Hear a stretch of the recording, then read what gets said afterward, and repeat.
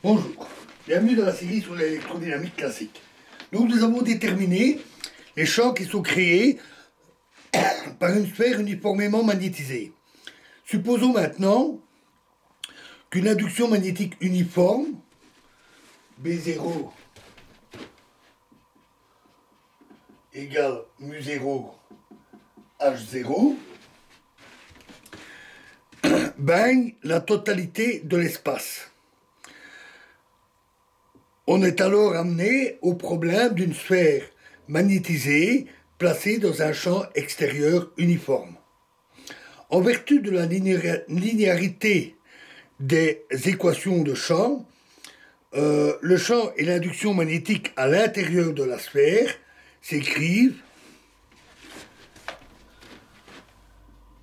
B total est égal à B0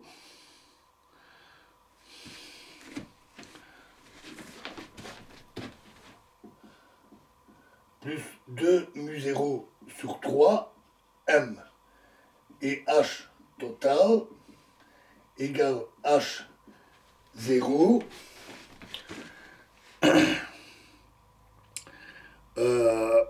1 mu0 sur V0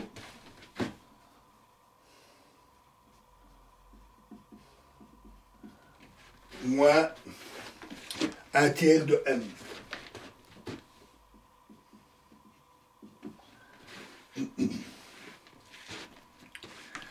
Supposons maintenant que la sphère soit non plus à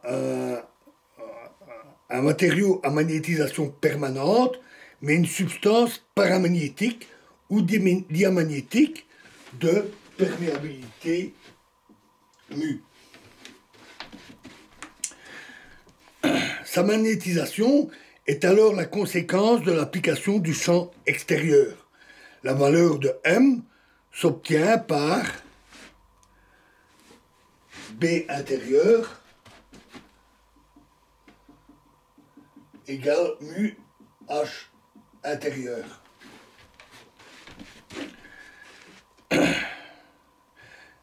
Et donc ainsi, B0 plus 2 mu0 sur 3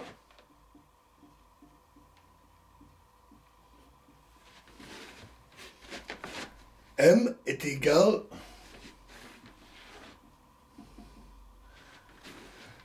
à mu fois 1 sur mu0 B0 moins 1 tiers de M. Et la magnétisation, à ce moment-là, est égale à 3 fois sur mu0 fois mu moins mu0 sur mu plus 2 mu0 fois B0.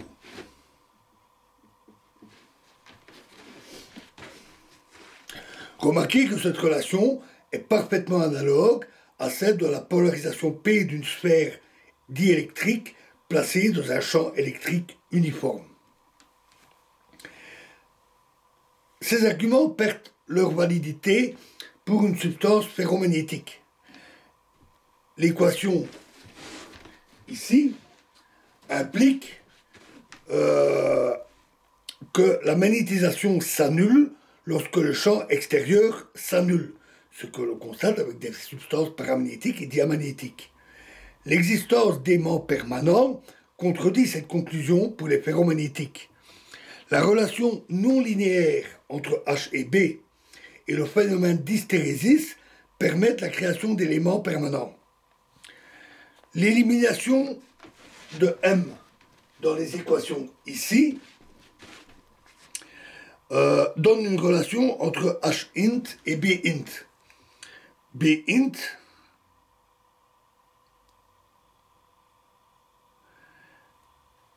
plus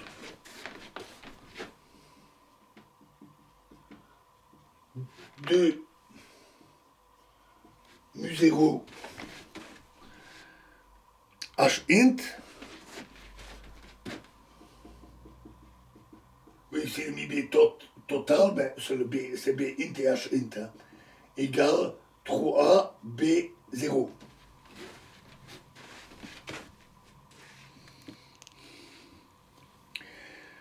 Une seconde relation est fournie par la relation non linéaire entre BH, c'est-à-dire par la courbe d'hystérésis, qui permet alors de trouver les valeurs de ces champs pour tout champ extérieur. Donc si on trace mu0h B, la courbe d'hystérésis qui prend une forme comme ceci. Oui, je dessine comme un cochon, excusez-moi. Voilà, c'est à peu près ça.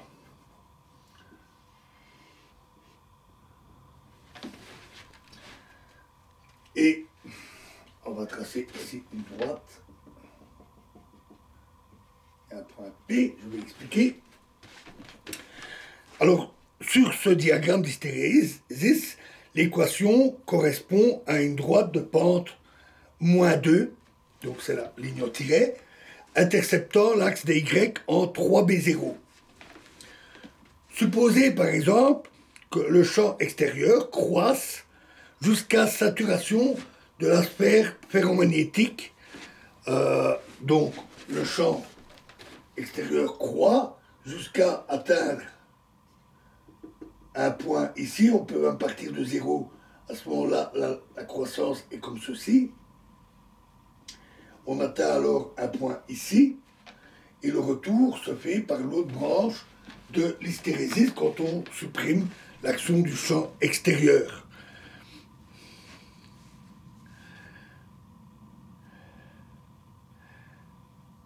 Et donc, le champ extérieur est alors ramené à 0. Et les valeurs internes de B et de H sont alors données par le point P sur la figure. Le point interceptant 3B0 qui est alors nul, une ligne de pente égale à 2, à moins 2 plutôt, et l'intersection donne le point P où se situe le résultat final.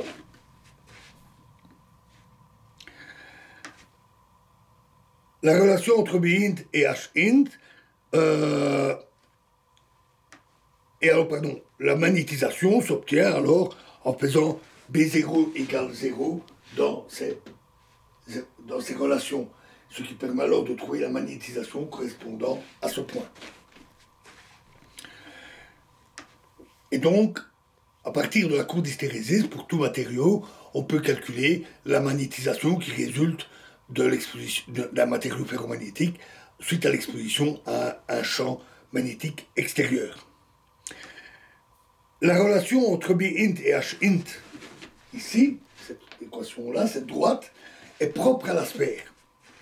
À d'autres géométries correspondent des relations différentes. Le problème de l'ellipsoïde, qui admet une solution exacte, montre que la pente des droites va de 0 pour un disque plan, au cas la droite est ici, on retombe ici et on n'arrive pas à obtenir de magnétisation, à moins l'infini pour un corps effilé de type aiguille. C'est ce qui explique que les aiguilles sont si faciles à magnétiser. Vous placez un aimant dans une boîte où vous avez des épingles, vous retirez l'aimant, vous détachez les épingles qui sont en acier, hein.